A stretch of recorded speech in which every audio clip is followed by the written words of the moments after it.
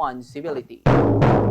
Oras natin mga kabombo, 45 minutos makalipas ang alas 11 ng umaga at meron tayong mga kapanayam mga kabombo sa mga oras na ito dahil dito mga kabombo sa Hong Kong, kasama natin ang ating Bombo International News Correspondent si Sir Marlon Pantat de Guzman mga kabombo at meron silang isinasagawa ngayon na good news dyan sa nasabing lugar ang medical mission. Magandang umaga Sir Marlon.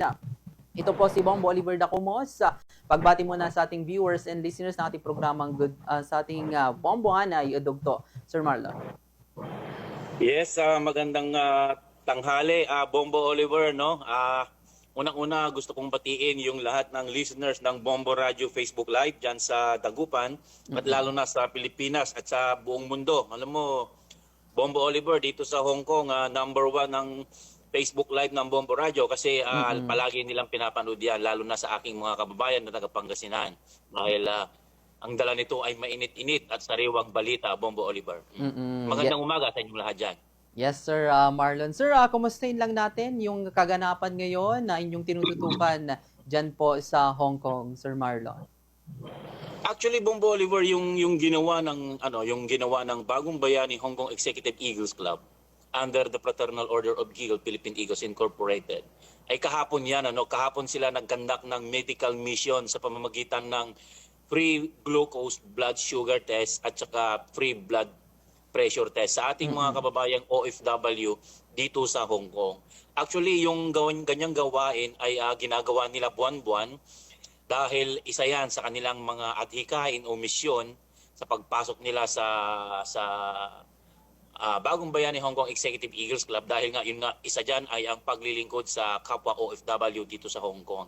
And hapon nga dahil holidays o day off ng ating mga kababayan ay nagkaroon sila ng pagkakataong ipalaganap ito.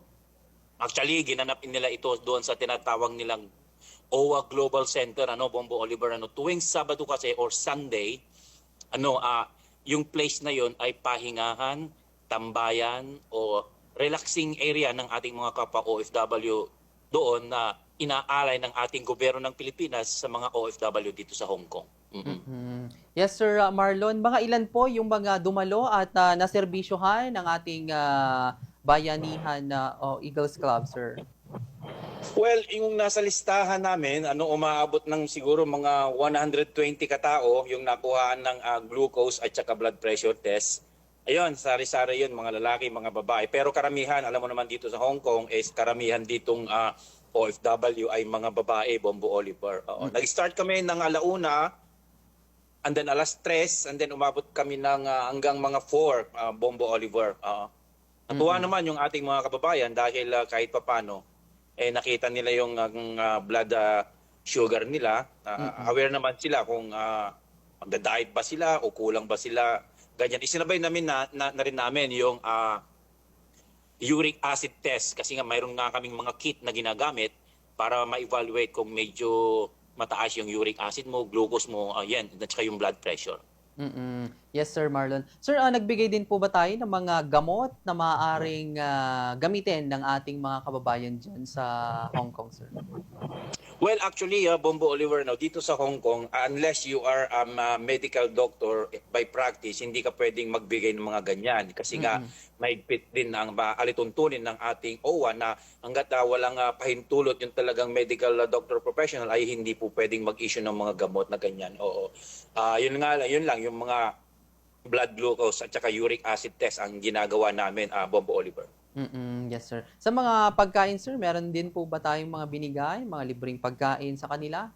Kamusta po? Well, Bombo Oliver, sa pagkain, wala kaming binibigay dahil doon mismo sa OWA Global Center, pag pumunta ka doon, lalo na sa linggo, may libreng pakape at sandwich ang binibigay ng ating Philippine government sa mga nagdi-day off during Sundays.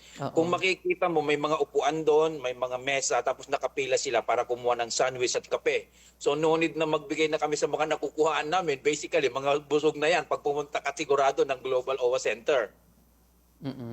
Yes, sir. Sir, dito hanggang ito, sir, ito ba'y parte ng National Heroes Day din natin na talagang ginaganap ngayong araw dito sa Pilipinas, sir?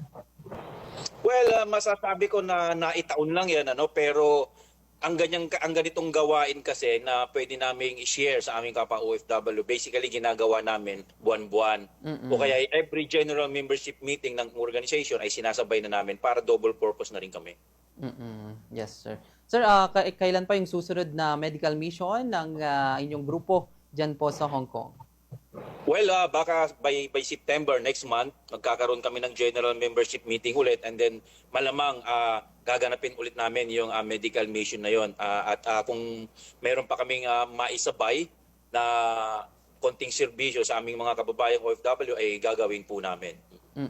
Yes, sir. Ayun, siguro, Sir Marlon, any message sa ating mga kababayan dyan sa Hong Kong na nais sumali or pumunta dyan sa medical mission na magaganap din sa susunod pang buwan, Sir Marlon, at iba pang mga serbisyo na binibigay ng inyong grupo?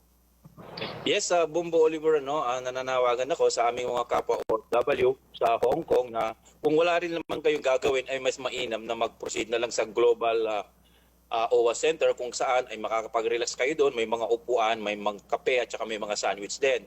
At sasamantalahin ko na rin yung pagkakataon na every month na kami ay nagpupunta doon para magkaroon ng general membership meeting, yung aming grupo, yung Bagong Bayani Hong Kong Executive Eagles Club, ay sinasabay na po namin yung aming community services. Yun nga, sa pamamagitan ng pagkuha ng uric acid, sugar glucose, at saka blood pressure test. And then may mga kit din kaming mga pinabibigay, like mga maliliit na pouches na binibigay din namin mga sponsor na paglalagyan ng mga personal na gamit ng ating mga kapwa OFW.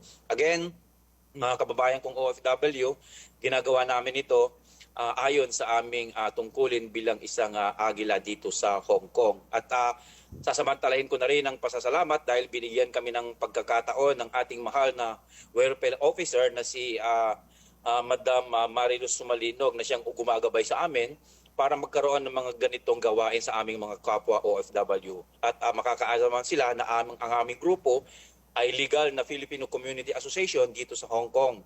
Nakaregister kami sa Hong Kong Police Society at saka sa Philippine Consulate General in Hong Kong. Yun lamang po, Bombo Oliver, at maraming salamat sa pagkakataong mabahagi ang aming magandang gawain, lalong-lalo na dito sa Facebook Live ng Bombo Radio Philippines. Yes, Sir Marlon, maraming salamat po sa inyong oras at nakapanayam namin kayo patungkol dito sa inyong ginagawang serbisyo sa ating mga kababayang OFW dyan sa Hong Kong. Mag-ingat po kayo dyan, Sir Marlon, and God bless po. Salamat, Bombo Oliver. Mag-ingat din po kayo at mabuhay ang Bombo Radio Philippines. Thank you, sir.